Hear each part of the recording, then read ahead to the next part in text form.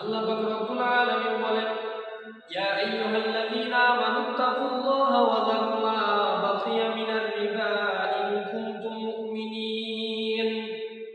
আল্লাহ পাক বলেন, ইয়া আইয়ুহাল্লাযীনা আমানুত্তাকুল্লাহ, হে ঈমানদারগণ, তোমরা আমি আল্লাহ তাআলাকে ভয় করো। ওয়া যারু মা বাকিয়া মিনার রিবা ইন কুনতুম মুমিনিন, এবং সুদ বলতে যে একটা গুনাহ আছে, ওই সুদের কারবার তোমরা ছেড়ে দাও যদি মুমিনে কামিল হয়ে থাকো।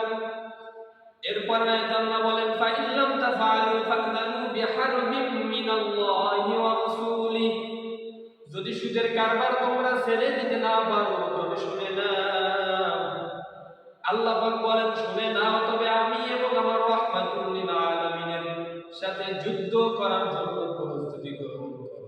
এর আল্লাহর গোলাম নবী আমার হাদিসের মধ্যে জানা যায়, লা'না রাসূলুল্লাহ আকিলার রিবা ওয়া মুকিলার রিবা ওয়া কাতিবাহু ওয়া শাহিদাইহি। নবী আমার বলেন, চার ব্যক্তি গুনাহের ক্ষেত্রে সমান। এক নাম্বার হলো আকিলার রিবা, যে সুদ দেয়, ওয়া মুকিলার রিবা, এবং যে সুদ গ্রহণ করে, ওয়া কাতিবাহু, এবং যে লেখে, ওয়া শাহিদাইহি, এবং যে সাক্ষী দেয়। রাহমাতুল লিল আলামিনের কাছে সাহাবায়ে কেরাম প্রশ্ন করলেন, ইয়া রাসূলুল্লাহ, আমি সুদ দিলাম না, শুধু আমি একটু সাক্ষী দিলাম, আমার গুনাহ কি সুদ নিলে যেই পরিমাণ হবে ওই পরিমাণ হবে? নবী আমার বলেন হ্যাঁ।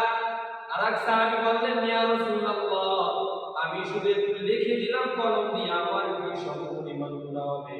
নবী আমার বলেন হ্যাঁ, এই চারজন ব্যক্তি গুনাহের ক্ষেত্রে সমান।